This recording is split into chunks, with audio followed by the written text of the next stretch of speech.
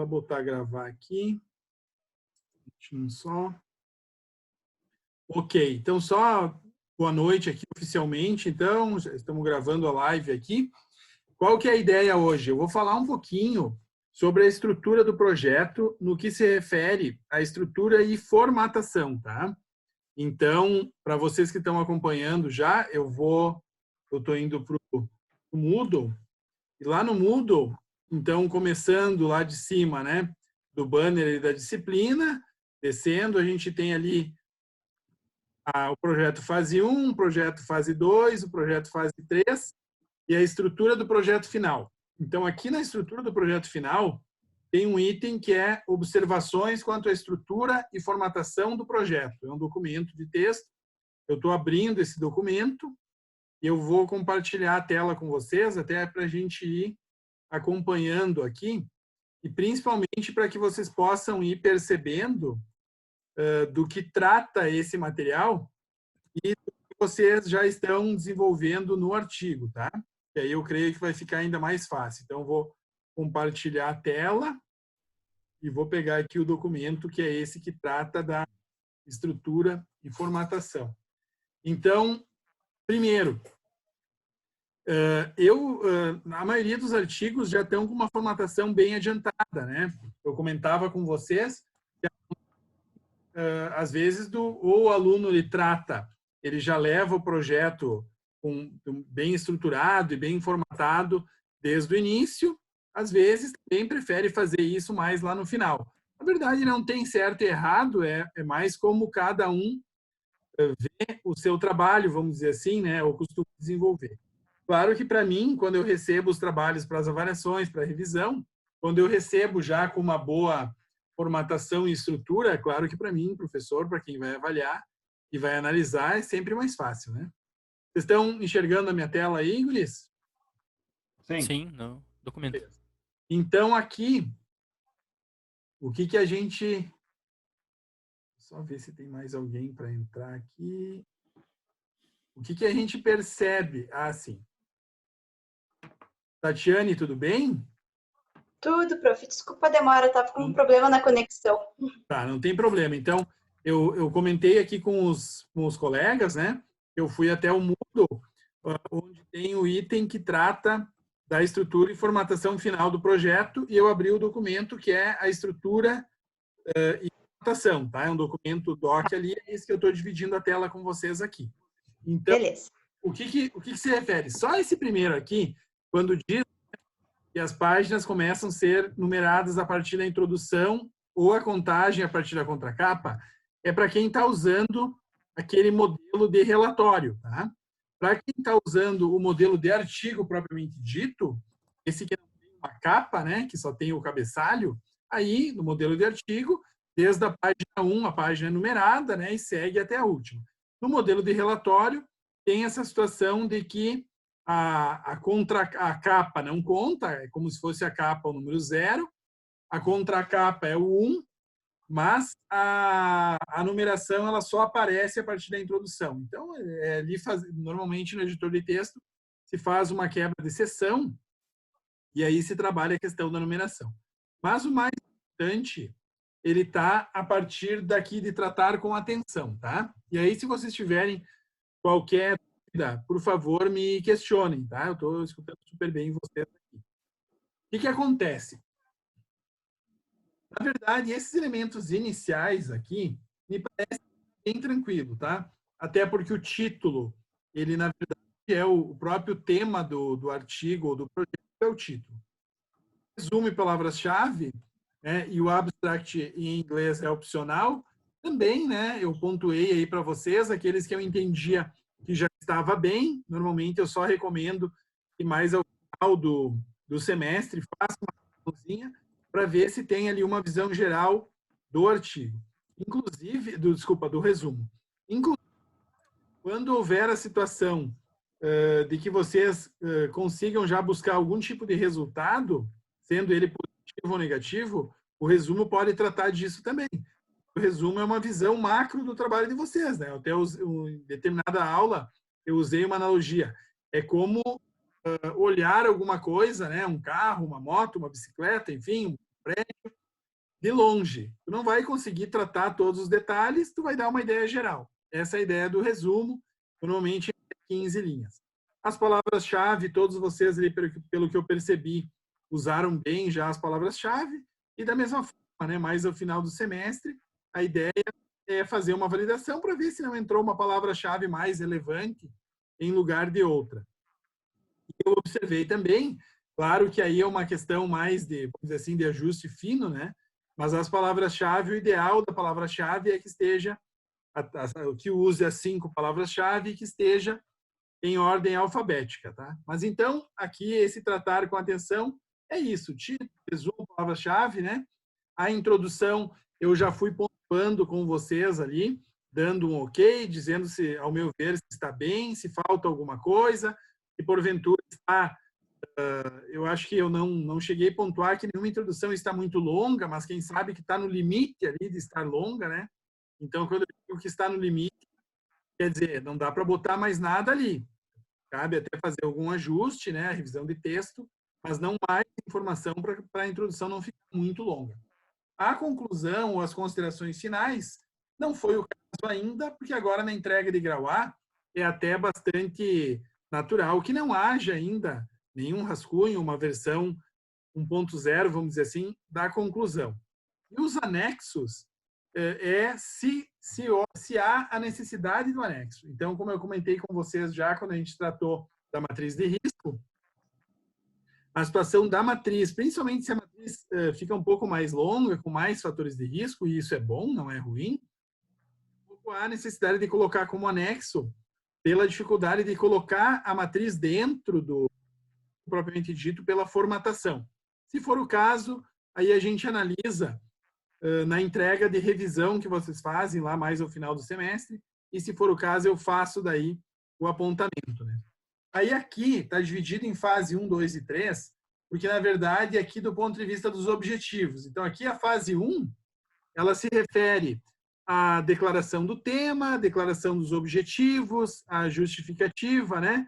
Isso que vocês todos já fizeram, que a gente já validou e que, enfim, eu acho que não é muito provável que haja alterações a partir de agora. Mas então só reforçar que aqui não está declarado, mas é o que eu relaciono aqui com o plano de ensino da disciplina, que é ali tema, objetivo geral, os objetivos específicos e a justificativa. Creio que é a última vez que nós nos referimos a esses itens, porque eu imagino que eles já estão finalizados. Aqui na fase 2, que é o desenvolvimento propriamente dito, né? Então, alguns de vocês já entraram no desenvolvimento, creio que se não todos, mas a maioria, né? Quer dizer, já cumpriram os elementos iniciais, já trataram os objetivos do tema, da justificativa, da introdução, já fizeram ali uma rápida caracterização da empresa que vocês vão usar como estudo de caso. Se não é de praxe, vamos dizer assim, ou se a empresa recomenda que não se use o nome declarado da empresa, tudo bem, a gente usa o nome fictício. E para aqueles que permitem, né, o que não tem objeção, eu vi que foi a maioria de vocês, então vale a caracterização, que também não pode ser muito longa, mas nesse sentido, creio que todos cumpriram bem ali, pelo que eu pude perceber. Claro que eu não estou aqui agora com o projeto de todos vocês aberto, né, então não consigo lembrar exatamente, mas logo depois aqui da live, a gente já vai tratar ali uns minutinhos cada um, e a gente revisa ali os meus apontamentos. E aqui na fase 3, o que eu poderia caracterizar como fase 3 é justamente a matriz de risco, que todos vocês pelo menos já iniciaram, né? Então, praticamente todos aí a gente já tinha revisado na aula da entrega de grau A ou na aula anterior. Eu creio que eu nem cheguei a enviar de volta a matriz para vocês, porque nós já tínhamos tratado disso ali online. Se for o caso de alguém sentir ainda alguma dificuldade na matriz de risco, mais adiante a gente vai tratar de uma live isso. Inclusive, eu posso até pedir que um de vocês seja voluntário para dividir comigo a matriz de novo, e a gente usa a própria matriz, a matriz de um de vocês, para fazer uma revisão aqui, e todos observam isso. Mais ou menos, tu vai lembrar disso, Rafael, como nós fizemos lá na primeira aula, aquela ainda que tivemos presencial, né? onde a gente usou ali o tema, ou a ideia que tu tinha de tema naquele momento, para fazer uma validação dos objetivos, te recorda? Sim. Então, a ideia é fazer da mesma forma, eu peço para vocês, vejo ali quem é que está com a matriz mais desenvolvida, e quem sabe daqui umas 2 semanas a gente faz a live daí tratando da matriz e fizemos uma revisão.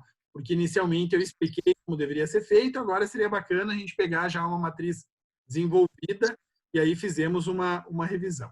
Mas eu, vamos dizer assim, tratei como as fases 1, 2 e 3.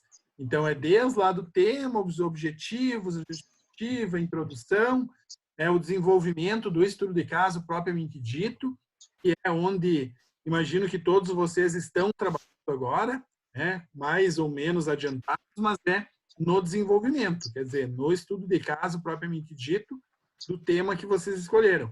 E que é o tema, vamos dizer assim, um item mais importante do artigo, porque esses elementos iniciais e mesmo finais, a conclusão, as referências, eles são importantes, mas quando alguém vai ler o artigo de vocês, ele vai muito interessado no desenvolvimento, no estudo de caso propriamente dito. Ok. E aí agora eu venho para algumas questões aqui.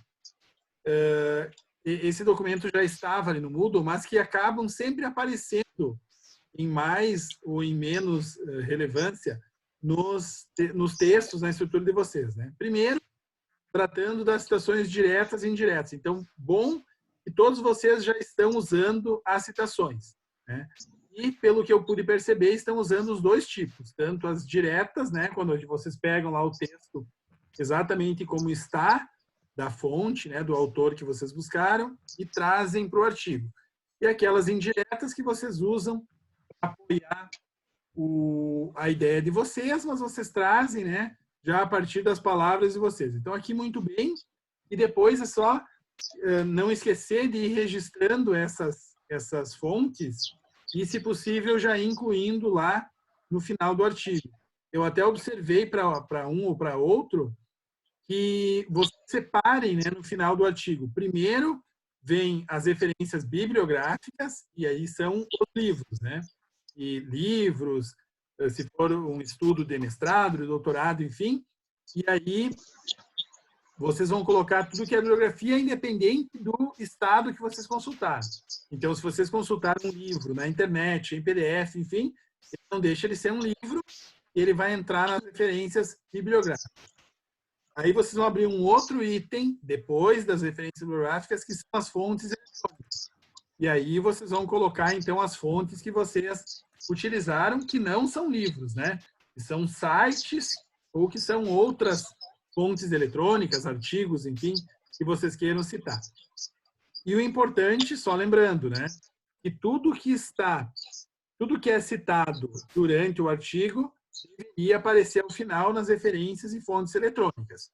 E o que não foi citado no artigo não deveria aparecer lá no final. Quer dizer, eu não deveria ter uma citação do site www.teste.com.br se essa citação não aparece no artigo. Se ela não aparece no artigo, ela não está nas referências eletrônicas.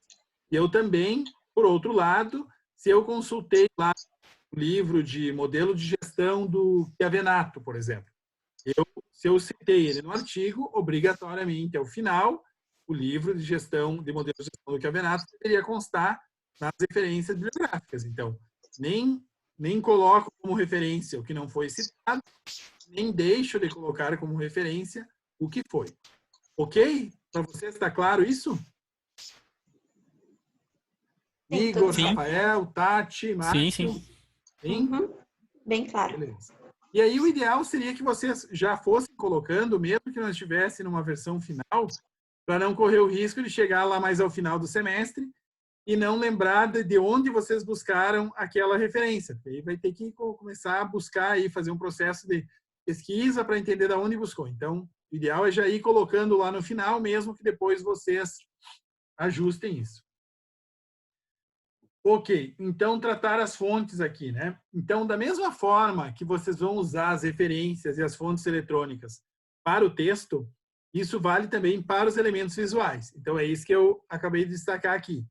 Fotos, figuras, gráficos e tabelas que vocês estão utilizando de outra fonte que não foi construída por vocês, tá?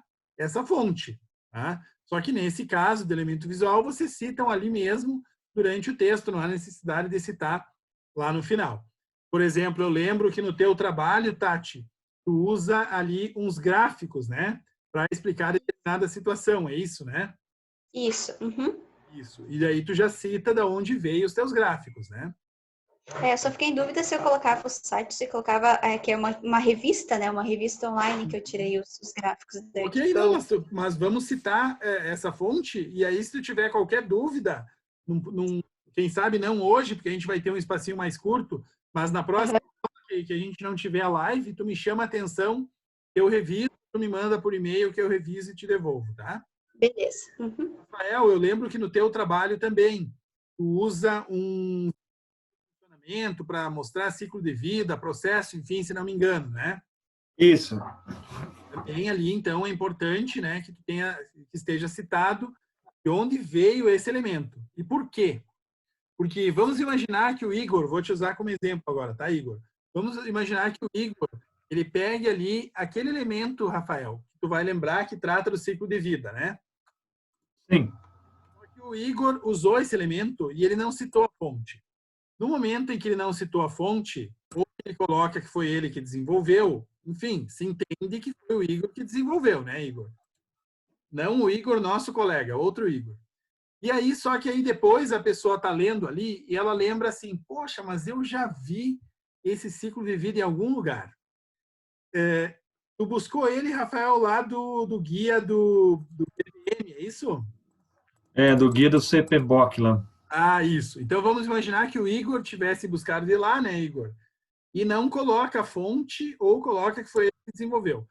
Eu estou olhando lá o artigo do Igor e lá pelas tantas eu digo, caraca, mas eu lembro desse ciclo de vida em algum lugar. Poxa, eu lembro, foi lá do guia do BPM. Tá, mas como é que o Igor está escrevendo aqui que foi ele que construiu ou que ele não colocou a fonte, que subentende que foi ele também, e esse elemento visual é lá do guia do BPM. Então, me desculpa o exemplo, né, Igor? Eu sei que não é o caso, né? Não, capaz. Mas vocês entenderam que não é o correto, né? Quer dizer, eu não posso dizer que um elemento, que um texto é meu, se ele não é. E aí, então, dizer que eu busquei de algum lugar não é nenhum problema. Ao contrário, mostra que vocês pesquisaram, que são organizados. Só que vocês usarem um elemento que não é de vocês como se fosse, aí pode ficar chato depois quando alguém for analisar o artigo de vocês. Primeiro que se eu perceber, eu mesmo vou pontuar. E se por um acaso passar despercebido para mim, o que também não é impossível, porque eu também não sou aqui um robô de RPA para analisar isso, alguém vai ler e vai perceber. Então, cuidado de sempre citar a fonte. Ah, mas eu não lembro qual foi a fonte. Então, tira dali e usa outro, tá? Mas não corra o risco de colocar uma fonte que não é a correta ou não colocar. Perfeito? Ok. Palavras estrangeiras sempre em itálico. Creio que para a maioria eu já pontuei isso, tá? Toda palavra estrangeira, não só em inglês, tem que estar em itálico. Pelo menos até agora que eu percebi, todos vocês têm usado expressões, palavras, termos técnicos em inglês. Não lembro nada que esteja em espanhol, em italiano, em francês, enfim. Mas, enfim, toda palavra estrangeira em itálico. Sempre, sempre. Então, se eu usar uma palavra estrangeira, por exemplo, muito simples, eu vou lá usar a palavra share, de compartilhamento, ou enable, de habilitar, ou loading, de carregar. Eu posso 10 vezes a palavra share. Todas as vezes ela vai estar em itálico. É diferente de quando nós usamos colocar entre parênteses o significado de uma sigla.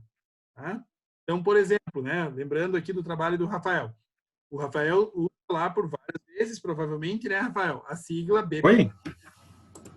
Deu uma cortada aqui. Eu digo, provavelmente tu usa várias vezes no teu artigo a sigla BPM. Sim. Então, não há necessidade de todas as vezes que tu trata a sigla BPM, escrever modelo de processo de negócio ou o Business Process Management em inglês, né? Então, tu vai... Isso, eu botei nas abreviações aí. E depois tu não vai mais usar, até porque vai ficar chato de ficar repetindo entre parênteses, né, o significado. Não há necessidade, tu usa uma única vez. Mas as palavras em inglês, sempre que tu for se referir a coisa que seja uma palavra estrangeira, essa sim nós vamos usar sempre em itálico, independente do número de vezes. Tá? Exceção é uma marca, se é um nome de uma empresa, enfim. Mas toda a questão de tecnologia, todo o termo técnico, sempre em itálico. Tá? Aí eu já entro aqui, já acabei entrando na questão das abreviaturas e siglas, né? Então, usar por extenso na primeira utilização, em inglês ou em português. O que eu devo ter também pontuado, se não para todos, para alguns? Que vocês sigam um padrão. Se vocês vão usar o significado de uma sigla em inglês, que seja sempre em inglês. Se vocês vão usar em português, que seja sempre em português. Qual é o mais certo ou menos certo? Nenhum dos dois está certo ou está errado, desde que vocês usem um padrão.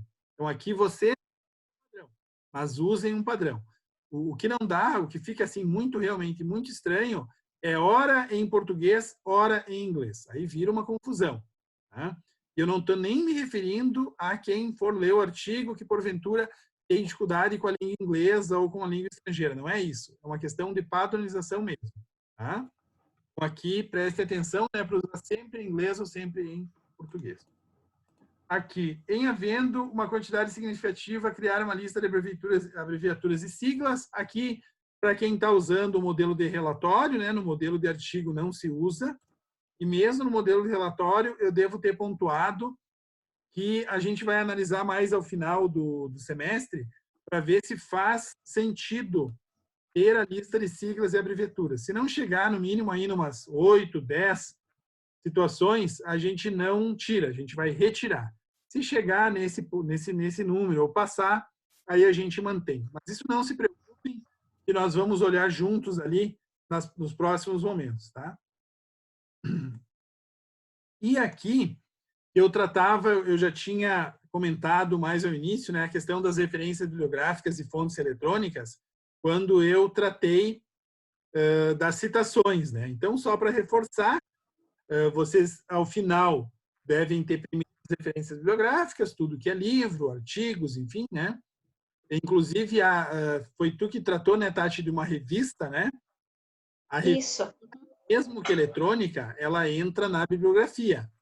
A fonte eletrônica, basicamente, são endereços de site mesmo, tá? Então, primeiro a referência bibliográfica, depois a fonte eletrônica. Em que situações utilizar cada uma delas? Bom, de novo, vocês vão colocando cada uma no seu grupo, sempre que eu revisar, ou ao final, quando eu revisar, se eu vejo que cabe, que se tem uma referência bibliográfica que deveria estar em fonte eletrônica, ou ao contrário, eu ajusto ou peço que vocês ajustem. Tá? E aqui, eu dou só uma dica, né, para quem usa o Microsoft Word, que eu acho que a maioria de vocês usa, que vocês podem utilizar essa função de gerenciar bibliográficas, tá? Então, como que é o gerenciamento das fontes bibliográficas? Vocês, da mesma forma que vocês trabalham com um índice automático, por exemplo, que eu vou lá, crio o índice, né, vou pontuando os títulos, subtítulos, né, e lá pelas tantas eu vou lá no início do trabalho, clico com o botão direito do mouse e mando inserir o índice automático. Existe também esse gerenciamento de fontes bibliográficas, eu não sei se vocês conhecem ou já usam. Vocês vão até o gerenciamento de fontes bibliográficas no editor de texto, cadastram lá as referências, né? E ao final mandam incluir, o próprio editor de texto inclui já na formatação padrão que há necessidade. E além de facilitar esse trabalho nesse artigo, todas as fontes que vocês cadastram, todas as bibliografias cadastradas, elas permanecem no banco de dados do editor de texto. Então, se numa outra situação vocês forem utilizar, podem continuar utilizando, só apontam da base as que foram utilizadas naquele documento e fazem a inserção. É bem prático, né? Tem um pequeno esforço ali de cadastrar a fonte bibliográfica, mas vocês vão alimentando a base de dados do editor de texto, e na hora de incluir é muito simples, né? Se precisar alterar, enfim, ali altera o cadastramento. Além de simples, fica bem profissional. Obviamente, isso não é obrigatório, né? Quem quiser utilizar, até para quem não conhece, para ter uma primeira experiência, ótimo. Se não, na verdade, o que eu vou avaliar é o documento em PDF, né, do trabalho de vocês lá no final do semestre. Quem sabe eu nem consiga perceber se vocês usaram ou não esse gerenciamento eletrônico. Mas fica a dica aí que é bem legal, é uma funcionalidade bem bacana. Eu creio que era essas situações, né? Essas situações aqui dos elementos iniciais do trabalho, depois do que a gente chama de fase 1 ali, que é a declaração de tema, objetivos e justificativa. A fase 2, né? Então, até aqui na fase 1 poderia se considerar também a introdução. Na fase 2, que é o estudo de caso, o desenvolvimento propriamente dito, onde alguns de vocês, inclusive, já iniciaram esse trabalho, né? E aí, tu me permite, Rafael, eu vou usar uma expressão, uma frase que tu já me disse umas 2 vezes, tá? É o seguinte, que tu tinha começado até com certa rapidez os elementos iniciais e que tu estava chegando no estudo de caso e que tu sabia que ali é que o bicho ia pegar, vamos dizer assim, né? Então, claro que quando chega no desenvolvimento propriamente dito, aí é o momento em que vocês têm que fazer um estudo, né, em profundidade do tema que vocês escolheram. Então, é natural, eu diria, que vocês até consigam mais rapidamente cumprir ali os elementos iniciais da fase 1, enfim, e que depois, na fase 2, aqui no estudo de caso, seja um pouquinho mais complexo mesmo, né? Eu lembro aqui, Igor, por exemplo, que tu já começou a tratar do tema, né? Até já avançou bastante, já entrou lá pontuando o que são os fotolitos, as placas de one face, double face, os custos, enfim, né? E já entrou também algumas mensurações, se não me falha a memória, né, Igor? Sim, uma parte dos custos já. Isso, então quer dizer, já está trabalhando ali direto no desenvolvimento. O Rafael, pelo que eu recordo, está um pouquinho mais no início, né, Rafael? Tu cumpriu todas as questões ali mais conceituais de estrutura e agora é que tu estava por entrar nos processos que tu vai tratar propriamente ditos, né? Isso aí. Uhum. O Márcio também cumpriu ali os elementos iniciais e agora já ia começar a tratar do estudo de caso. E a Tatiane até está um pouquinho mais adiantada, né, Tatiane? Já avançou mais no estudo de caso, né? Isso. Uhum. Por mais que, vamos dizer assim, tu avançou mais nas questões conceituais, porém dentro do estudo de caso, agora tu já está partindo para as questões mais práticas propriamente ditas, né? É da parte da implementação. Isso. Então, até eu lembro que eu pontuei no teu e-mail, né? Quando mandei o feedback para ti. Fiz um formulário ali, que eu disse, olha, cumprimos bem, quem sabe até estamos um pouco adiantados do cronograma, mas agora chega uma fase em que podem surgir algumas dificuldades, né? E é Sim. bom, e aí vale para todos isso, né? Eu vou pontuando para lembrar o trabalho de cada um de vocês. Vale para todos que essa fase do estudo de caso, ela realmente é mais demorada, vamos dizer assim. Mas, agora no fim de semana, a gente completou, nós cumprimos 2 meses, né, do calendário. Agora nós temos mais 2 meses, pelo menos, para vocês trabalharem no estudo de caso, na conclusão e finalizar. Então, me parece que estão todos aí dentro do cronograma previsto. O cronograma de vocês haviam dividido comigo. Aí ontem, antes de dar o feedback para vocês, ontem, domingo, enfim, quando eu comecei a olhar os trabalhos, eu já estava dando uma olhadinha no cronograma e me parece que não tem ninguém nem muito adiantado, nem atrasado. Estão todos, né, num ponto médio, assim. Agora, não perder esse alinhamento, né, não perder de vista o cronograma, porque, como eu citei, me parece natural que agora que vocês vão tratar do estudo de caso, né, surge ali uma dificuldade, vocês precisem ser mais analíticos, que vocês, quem sabe, precisem de algumas informações, de algum apoio ali da própria empresa, dos colegas de trabalho, enfim, para uma ou outra informação. Então, me parece que isso é muito natural. Mas que bom, e aí eu vou só parar aqui o compartilhamento, Mas que bom, por outro lado, que vocês estão cientes disso, né? Quando vocês pontuam, poxa, mas agora está chegando uma fase que é um pouco mais difícil. Quem sabe o relatório não vai render tanto. Mas melhor estar ciente disso. O ruim é se vocês não estivessem cientes, né? Como vocês estão cientes, ótimo. Agora é tocar para frente, porque, de novo, nós estamos agora fazendo a analogia de atravessar o rio. Nós estamos exatamente na metade do rio, gente. Agora eu imagino que o esforço de vocês para voltar para trás vai ser o mesmo esforço de atravessar o rio e ir até a outra ponta. Tá? Me perdoem aqui o exemplo não muito técnico, mas é isso, mas é verdade. Então agora as reclamações, os choros, enfim, deixamos lá para o final do semestre se acontecer. Agora temos que baixar a cabeça e trabalhar, porque, como eu disse, cumprimos a metade, não vamos deixar cumprir a outra metade. Certo? Todos de acordo, hein? Sim, tudo certo. Sim. É bom que todo mundo responde, que aí fica gravado aqui na live. Depois, se vocês disserem que não, disseram que sim, eu posso provar, viu? Bom, pessoal, assim, o Maurício me avisou, o Maurício trabalha numa empresa de telecom, e você sabe que quando chove, por mais que pareça mentira, as empresas de telecom ainda têm problemas com chuva, né? Então, ele me disse que estava numa situação de emergência lá, que ele estava de plantão, enfim, e que provavelmente ele não conseguiria participar hoje. Então, eu só precisaria adiantar os horários. Daí, ao invés de começar com o Maurício, eu dou aqui 10 minutinhos, e aí eu te aguardo primeiro, então, Igor, e depois eu adianto os horários, daí pode ser? Daí o Igor fica com o primeiro horário ali, até vai ser possível até um pouquinho antes de 19h15, depois eu chamo o Márcio, depois o Rafael e depois a Tati. Fica ruim para vocês adiantar esse horário? Não. Não, Não, bem tranquilo. Não? Não. Tá. Tudo bem. Então, pessoal, boa noite, um abraço para todos aí, só para ficar registrado aqui. Eu vou aguardar 5 minutinhos ou 10 minutinhos, só para dar para vocês tomarem uma água, espicharem as pernas, e daí eu já te aguardo, Igor, que aí vamos fazer uma revisão juntos ali do feedback do artigo, tá? Beleza. E aí eu vou atendendo o Igor, vou chamando também os demais colegas. Um abraço, pessoal, até mais.